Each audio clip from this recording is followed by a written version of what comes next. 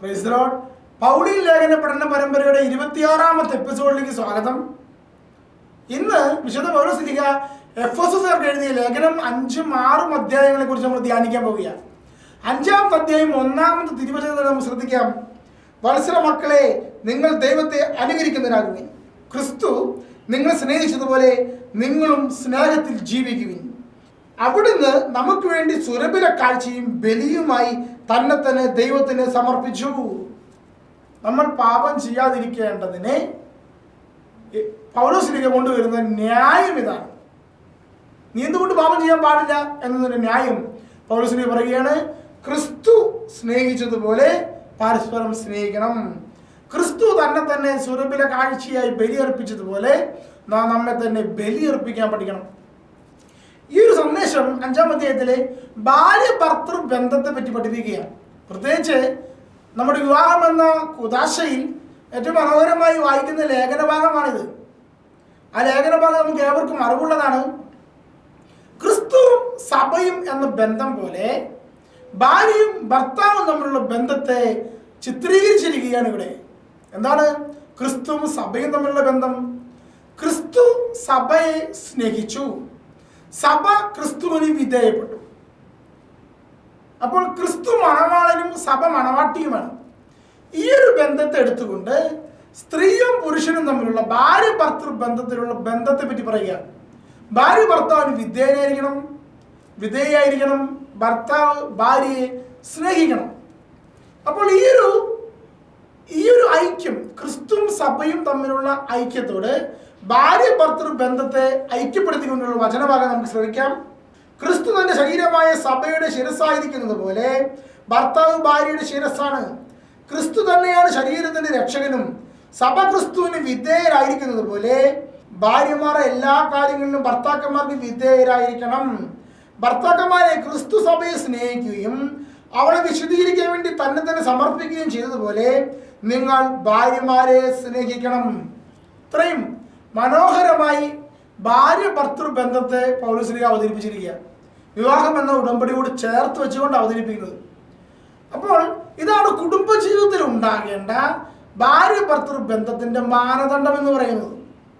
അപ്പോൾ സ്ത്രീയും പുരുഷനും ക്രിസ്തു സഭയുടെ ശിരസ്സും സഭ ശരീരവും എന്നതുപോലെ സ്ത്രീയും പുരുഷനും ഒന്നായി തീരണം, ഭാര്യ ഭർത്താക്കന്മാർ ഒന്നായി തീരണം എന്നുള്ള മഹാരഹസ്യം പഠിപ്പിക്കുകയാണ് പൗലോസ്. ഒരുപാട് സഹോദരങ്ങളെ, പ്രത്യേകിച്ച് സീറോ മലബാർ സഭയുടെ വിശുദ്ധ വിവാഹം എന്ന കുദാശയ്ക്ക് മധ്യേ സങ്കീർത്തനം പാടുമ്പോൾ രാജകീയ വിവാഹം എന്ന സങ്കീർത്തനം 45ാം അധ്യായത്തിലെ വരികൾ പാടും. അപ്പോൾ മണവാട്ടിയോട് പറയുന്ന കാര്യമുണ്ട്. മണവാട്ടി, നീ നിന്റെ പിതൃഭവനത്തെയും ബന്ധുക്കളെയും മറന്നു കളയുക, അപ്പോൾ മണവാളൻ നിന്നോട് ചേരും. ഇതാണ് സന്ദേശം. അപ്പൊ ഇത് തന്നെയാണ് യഹൂദന്മാർക്കിടയിലെ ഭാര്യ ഭർത്തൃ ബന്ധത്തിലുള്ള സന്ദേശം. ഭാര്യ എന്ത് ചെയ്യണം? വീട്ടുകാരെ മറക്കണം, ഭർത്താവിനെ പ്രീതിപ്പെടുത്തണം. ഇങ്ങനെയുള്ളൊരു കൺസെപ്റ്റാണ് വിവാഹം എന്ന രീതിയിൽ യഹൂദന്മാർക്ക് അറിയാവുന്നത്. എന്നാൽ യേശുക്രിസ്തു ഇതിനൊരു മാറ്റം വരുത്തുന്നുണ്ട്. ആ മാറ്റം വരുത്തിയ അതേ വചനം പൗലോസിനോട് പറയുക. എന്താണ് ആ മാറ്റം എന്നറിയാമോ?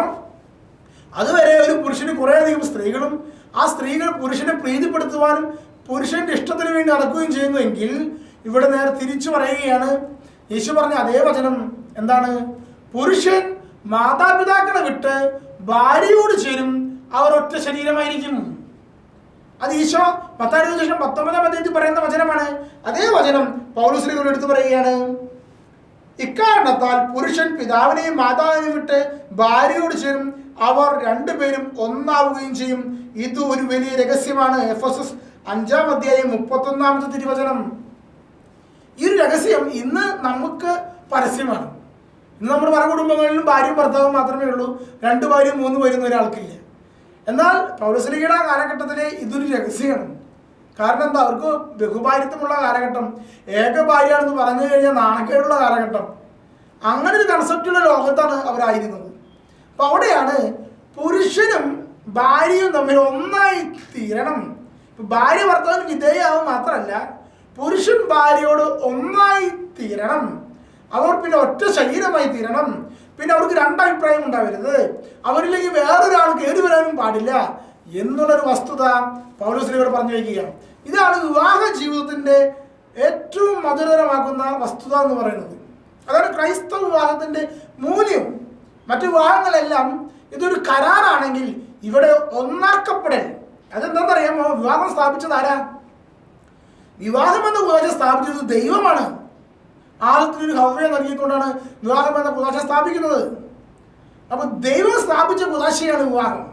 യേശുക്രിസ്തു അത് എങ്ങനെയായിരിക്കണം എന്ന് വളരെ വ്യക്തമായി പറയുകയും ചെയ്തിട്ടുണ്ട്. അപ്പോൾ ഈ വിവാഹം എന്ന സ്വപ്നം ദൈവത്തിനുണ്ടാകാനുള്ള കാരണം എന്താ? പരിശുദ്ധ തൃത്വത്തിലെ പിതാവും പുത്രനും പരിശുദ്ധാത്മാവും ഒന്നായി തീരുക. ഇതേ ആ അനുഭവം, സ്നേഹത്തിൻ്റെ ഈ ആസ്വാദനം വിവാഹ ജീവിതത്തിൽ ഭാര്യയ്ക്കും ഭർത്താവും ലഭിക്കണം എന്നുള്ളത് കൊണ്ടാണ് ഭാര്യയും ഭർത്താവും കർത്താവിൽ ഒന്നായി തീരണം എന്നുള്ള ആ വലിയൊരു സ്വപ്നം വിവാഹമെന്ന കുദാശയായി ക്രൈസ്തവ വിവാഹത്തിലേക്ക് കടന്നു വരുന്നത്. ഇതാണ് ഭാര്യ ഭർത്താക്കന്മാർ പറയുന്നത്. 6-ാം അധ്യായത്തിൽ കടന്നു വരുമ്പോൾ മക്കളും മാതാപിതാക്കളും തമ്മിലുള്ള ബന്ധത്തെ പറ്റി പറയുക. എന്താ പറയുന്നത്? കുട്ടികളോട് പറയുക, കുട്ടികളെ കർത്താവിൽ നിങ്ങൾ മാതാപിതാക്കന്മാരെ അനുസരിക്കുവിൻ, അത് ന്യായയുക്തമാണ്. 6-ാം അധ്യായം 1-ാമത്തെ തിരുവചനം. എന്തിനാണ് ഒരു കുട്ടി അപ്പനെയും അമ്മയും ബഹുമാനിക്കേണ്ടത്? 2 കാര്യങ്ങൾക്ക് വേണ്ടിയാണ്. ആ കാര്യം കൂടെ പറയുകയാണ്. നിങ്ങൾക്ക് നന്മ കൈവരുന്നതിനും ഭൂമിയിൽ ദീർഘകാലം ജീവിക്കുന്നതിന് വേണ്ടി മാതാവിനെയും പിതാവിനെയും ബഹുമാനിക്കുക. വാഗ്ദാനത്തോടു കൂടിയ ആദ്യത്തെ കൽപ്പന ഇതത്രേ. 10 പ്രമാണങ്ങളുണ്ട്. ഈ 10 പ്രമാണങ്ങളിൽ ആദ്യത്തെ 3 പ്രമാണത്തിന് വാഗ്ദാനമില്ല. ദൈവത്തെ ആരാധിക്കണം, ദൈവത്തിന്റെ നാമം വൃഥ ഉപയോഗിക്കരുത്, കർത്താവിന്റെ ദിവസം പരിശുദ്ധമായി ആചരിക്കണം. ഈ 3 കാര്യത്തിനും വാഗ്ദാനം പറയുന്നില്ല, ചെയ്തു കൊള്ളണം. എന്നാൽ 4-ാമത്തെ കാര്യം, മനുഷ്യരായുള്ള ബന്ധത്തിൽ മാതാപിതാക്കളെ ബഹുമാനിച്ചാൽ 2 കാര്യമുണ്ട്. ഒന്ന്, നിന്റെ ജീവിതത്തിൽ നന്മ കൈവരും. ജീവിതത്തിലെ തിന്മയായിട്ടുള്ളതൊന്നും വരികയില്ല. നന്മയുടെ ഒരു പ്രൊട്ടക്ഷൻ ലഭിക്കും എപ്പോൾ? മാതാപിതാക്കളെ ബഹുമാനിച്ചാൽ. 2-ാമത്തെ കാര്യം, അത് ഭൂമിയിൽ ദീർഘകാലം ജീവിക്കും. ദീർഘകാലം ജീവിക്കുന്നു പറഞ്ഞാൽ എന്താണ് അർത്ഥം? എന്നെക്കുറിച്ച് ദൈവത്തിനൊരു പദ്ധതി ഉണ്ടെങ്കിൽ ആ പദ്ധതി പൂർത്തീകരിച്ചതിന് ശേഷം മാത്രമേ ഞാൻ മരിക്കുകയുള്ളൂ. അതാണ് ദീർഘകാലം ജീവിക്കുക എന്ന് പറഞ്ഞാൽ അർത്ഥം. അപ്പൊ ഈ 2 കാര്യങ്ങളും നമ്മുടെ ജീവിതത്തിൽ നിറവേറണമെങ്കിൽ ഒറ്റ കാര്യം ചെയ്താൽ മതി. അതിതാണ് മാതാപിതാക്കളെ ബഹുമാനിക്കുക. അത് കുട്ടികളോട് നമ്മളൊക്കെ പറയുക. ഭാര്യയും ഭർത്താവും സ്നേഹത്തിൽ ഒന്നായി കഴിഞ്ഞാൽ അപ്പനും അമ്മയും പുറത്താവരുത്. അപ്പനും അമ്മയെയും ബഹുമാനിക്കേണ്ട ഉത്തരവാദിത്തം ഭാര്യ ഭർത്താക്കന്മാർക്ക് ഒന്നാക്കപ്പെട്ട അവർക്കുണ്ട്. ഇന്ന് പല കുടുംബങ്ങളിൽ സംഭവിക്കുന്നതാ, ഭാര്യയും ഭർത്താവും ഒന്നായി കഴിഞ്ഞാൽ അപ്പനും അമ്മയും പുറത്താവുന്നൊരു കാഴ്ച. അപ്പോൾ അതൊരിക്കലും സംഭവിക്കാൻ പാടില്ല. അതാണ് ഇവിടെ മക്കളുമായുള്ള ബന്ധത്തിൽ പറയുക. പിന്നെ മക്കളെ വളർത്തുമ്പോൾ അപ്പനും അമ്മയും സൂക്ഷിക്കേണ്ട കാര്യം അതും പറയുന്നുണ്ട്. അതിപ്രകാരമാണ്, പിതാക്കന്മാരെ നിങ്ങൾ കുട്ടികളിൽ കോപം ഉളവാക്കരുത്, അവരെ കർത്താവിന്റെ ശിക്ഷണത്തിനും ഉപദേശത്തിനും വളർത്തുവിൻ. പ്രിയപ്പെട്ട സഹോദരങ്ങളെ, ഇത് വളരെ പ്രധാനപ്പെട്ട കാര്യമാണ്. പല കുടുംബങ്ങളിലും പിതാക്കന്മാരും മക്കളും തമ്മിൽ വഴക്കുണ്ടെങ്കിൽ, അപ്പനും മക്കളും ചേരുന്നില്ലെങ്കിൽ, അതിന് പ്രധാനപ്പെട്ട ഒരു കാരണം പിതാക്കന്മാർ മക്കളിൽ കോപം ഉളവാക്കി.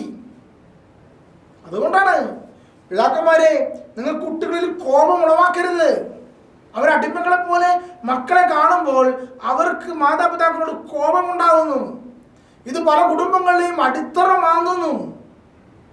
നമ്മുടെ കുടുംബങ്ങളിൽ പലതും, ഒരു കുടുംബത്തിനുള്ളിൽ അപ്പനും മക്കളും തമ്മിൽ നല്ല വഴക്കുണ്ടെങ്കിൽ ചിലപ്പോൾ പലപ്പോഴും ഈ കുട്ടികളും അപ്പനും തമ്മിലുള്ള വഴക്കിൽ അമ്മമാര് കുട്ടികളൊപ്പം നിൽക്കും, അപ്പന്മാർ ഒറ്റപ്പെടും.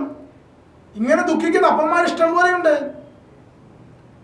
അപ്പൊ ഇങ്ങനെ കുടുംബം തകരാതിരിക്കണമെങ്കിൽ മാതാപിതാക്കന്മാർ ശ്രദ്ധിക്കേണ്ട കാര്യമുണ്ട്.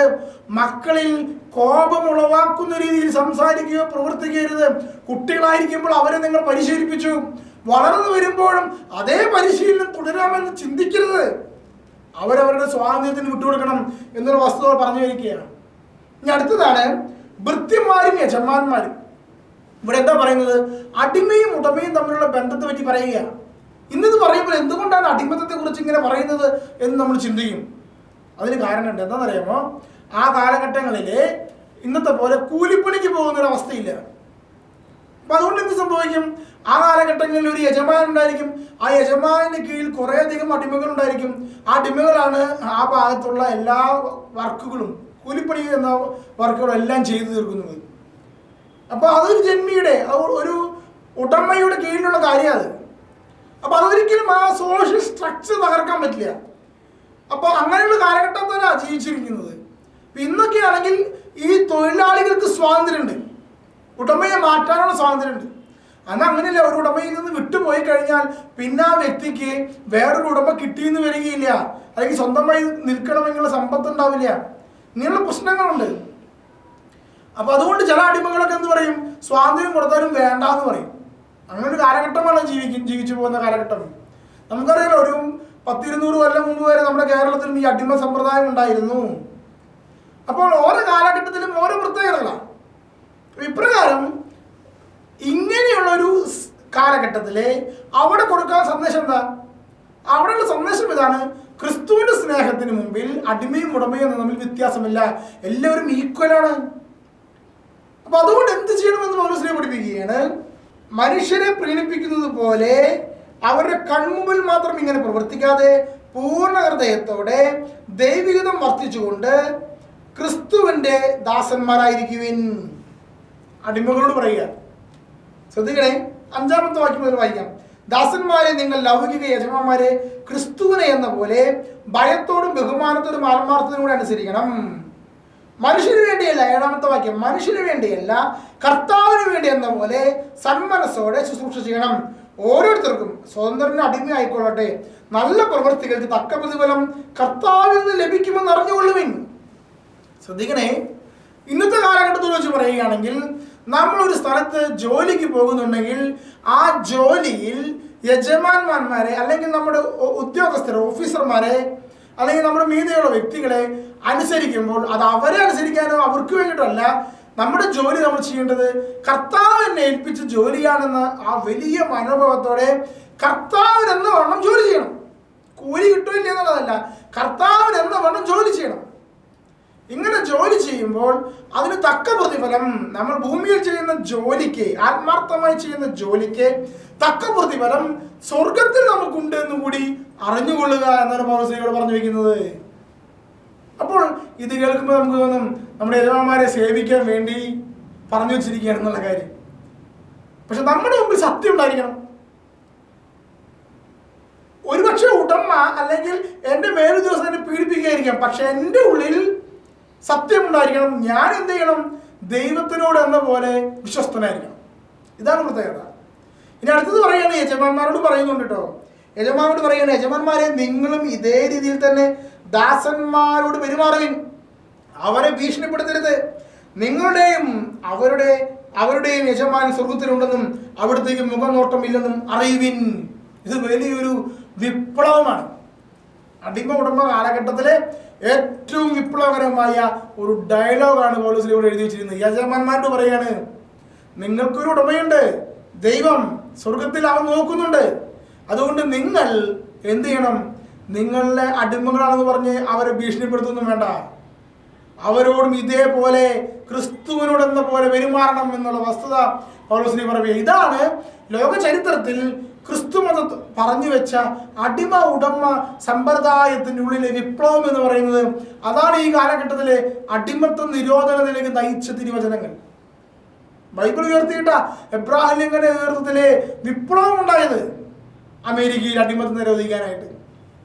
ഇനി ഏറ്റവും സുപ്രധാനമായ വചനം 6-ാം അധ്യായത്തിൽ നമ്മൾ വായിക്കാൻ പോവുകയാണ്. നമ്മുടെ ആയുധങ്ങളെ കുറിച്ച് പറയുന്നത് 14-ാമത്തെ തിരുവചനം. അതിനാൽ സത്യം കൊണ്ട് അരമുറുക്കി നീതിയുടെ കവചം ധരിച്ച് നിങ്ങൾ ഉറച്ചു നിൽക്കുവിൻ. സമാധാനത്തിന്റെ സുവിശേഷത്തിന്റെ ഒരുക്കമാകുന്ന പാദരക്ഷ ധരിക്കുവിൻ. സർവോപരി ദുഷ്ടന്റെ ജ്വലിക്കുന്ന കൂരമ്പകളെ കെടുത്തുന്നതിനെ നിങ്ങളെ ശക്തരാക്കുന്ന വിശ്വാസത്തിന്റെ പരിചയെടുക്കുവിൻ. രക്ഷയുടെ പടുത്തൊപ്പി അണിയുകയും ദൈവവചനമാകുന്ന ആത്മാവിന്റെ വാൾ എടുക്കുകയും ചെയ്യുവിൻ. ഒരു റോമൻ പട്ടാളക്കാരൻ ധരിച്ചിരിക്കുന്ന വേഷ സംവിധാനങ്ങളെയാണ് പൗലോസ് ഒരു ക്രിസ്ത്യാനി, ഒരു പടയാളിയാണെന്നുള്ള ബോധ്യം നൽകിക്കൊണ്ട് ഇത് എപ്രകാരമാണ് ഒരു ക്രിസ്ത്യാനി ധരിക്കേണ്ടത്, എന്തൊക്കെയാണ് ധരിക്കേണ്ട ആയുധങ്ങളും പടച്ചട്ടകളും എന്നുള്ള കാര്യം പൗലോസ് പറയുക. നമ്മൾ പട്ടാളക്കാരനാണ്, പിശാചിനെതിരെ യുദ്ധം ചെയ്യുന്ന പട്ടാളക്കാരനാണ്. നമ്മുടെ മുമ്പിൽ ഈ ആയുധങ്ങൾ ഉണ്ടായിരിക്കണം. ഇതിലേതെങ്കിലും ഒരു ആയുധം നമ്മുടെ കയ്യിൽ നിന്ന് ചോർന്നു പോയി വിട്ടുവീഴ്ച ചെയ്താൽ നമ്മളൊരു പടയാളിയല്ല, ദുർബലനായി പോകും. എന്നുള്ള വസ്തുത ഓർക്കണം. അതുകൊണ്ട് സത്യം കൊണ്ട് അരമുറുക്കണം, നീതിയുടെ കവചം ധരിക്കണം. നീതി നമ്മൾ നോക്കണം, സത്യം നമ്മൾ നോക്കണം. ഇത് പരിശുദ്ധാത്മാവിൽ ക്രിസ്തുവിൽ നിന്നാണ് വരുന്നത്. സമാധാനത്തിന്റെ സുവിശേഷത്തിന് ഒരുക്കമാകുന്ന പാദരക്ഷ ധരിക്കണം. നമ്മളോട് ചെന്ന് സമാധാനം കളയല്ല വേണ്ടത്, വിപ്ലവം ഉണ്ടാക്കുക അല്ല വേണ്ടത്. സമാധാനത്തോടെ ആയിരിക്കണം ക്രിസ്തുവിന്റെ സുവിശേഷം കടന്നു ചെല്ലാനായിട്ട്. സർവോപരി ദുഷ്ടനെ ജ്വലിക്കുന്ന കൂരമ്പുകളെ കെടുത്തുന്നതിന് നിങ്ങളെ ശക്തരാക്കുന്ന വിശ്വാസത്തിന്റെ പരിചയം എടുക്കുവിൻ. നമുക്ക് മറ്റുള്ളവർ വരുന്ന ആ ആയുധങ്ങളെ തകർക്കുന്ന പരിചയം എന്ന് പറയുന്നത് വിശ്വാസമാണ്. എന്ന് പറഞ്ഞാൽ വിശ്വാസ പ്രമാണം ക്രിസ്തു നമുക്ക് നൽകിയ യഥാർത്ഥ വിശ്വാസം എന്താണോ അതാണ്. അപ്പൊ നമ്മൾ ഓരോ ചോദ്യങ്ങൾ ചോദിക്കുമ്പോഴെല്ലാം നമുക്ക് പറയാനായിട്ട് വിശ്വാസത്തിന്റെ പരിചയം നമ്മുടെ കയ്യിലുണ്ടായിരിക്കണം. രക്ഷയുടെ പടത്തൊപ്പി അണിയണം. എന്താണ് വിശ്വാസം ഒക്കെ എൻ്റെ കയ്യിലുണ്ട്, പക്ഷെ ക്രിസ്തുവിന്റെ രക്ഷ ഞാൻ അനുഭവിച്ചിട്ടില്ല, ഞാൻ പാപാവസ്ഥയിലാണെങ്കിൽ നമ്മുടെ കാര്യം കഴിഞ്ഞു. നമ്മുടെ തല സൂക്ഷിക്കുന്ന കാര്യം പടത്തൊപ്പി. തല സൂക്ഷിക്കാതെ യുദ്ധത്തിനിറങ്ങാൻ പറ്റുമോ? ബൈക്ക് ഓടിക്കുമ്പോൾ ഹെൽമെറ്റ് വേണ്ടേ? അപ്പോൾ രക്ഷ അനുഭവിച്ചിട്ട് വേണം നമ്മൾ സുവിശേഷത്തിന്റെ പടയാളിയാകാനായിട്ട്. ദൈവജനമാകുന്ന വാൾ ഉപയോഗിക്കുവിൻ. നമ്മൾ മറ്റുള്ളവർക്ക് വേണ്ടി എതിരെ പ്രയോഗിക്കുന്ന ആയുധം എന്ന് പറയുന്നത് ദൈവവചനമായിരിക്കണം എന്നുള്ള വസ്തുത പൗലോസ് പറയുക. പ്രിയപ്പെട്ട സഹോദരങ്ങളെ, വിശുദ്ധ പൗലോസ് എഫെസ്യർക്ക് എഴുതിയ ലേഖനത്തിൽ 5-6 അധ്യായങ്ങൾ കടന്നു ചെല്ലുമ്പോൾ പ്രത്യേകമായി നമ്മുടെ ജീവിതബന്ധിയായ വിഷയങ്ങളെയാണ് സംസാരിച്ചത്. ഭാര്യ ഭർത്തൃ ബന്ധം, മക്കളും മാതാപിതാക്കളും തമ്മിലുള്ള ബന്ധം, മാതാപിതാക്കളും മക്കളും തമ്മിലുള്ള ബന്ധം, നമ്മുടെ ജോലി സ്ഥലത്ത് നമ്മുടെ ഉദ്യോഗസ്ഥർ തമ്മിലുള്ള അല്ലെങ്കിൽ നമുക്ക് ജോലി തരുന്ന വ്യക്തിയും നമ്മളും തമ്മിലുള്ള ബന്ധം, നമുക്ക് കീഴിലുള്ള വ്യക്തികളെ എങ്ങനെ നമ്മൾ കൈകാര്യം ചെയ്യുന്നുള്ള ബന്ധം, ഇതെല്ലാം പറയുകയാണ്. സുവിശേഷത്തിൻ്റെ മുന്നണി പോരാളിയാകേണ്ടത് ഏതെല്ലാം ആയുധങ്ങൾ ധരിച്ചിട്ടാണെന്ന് പറയുകയാണ്.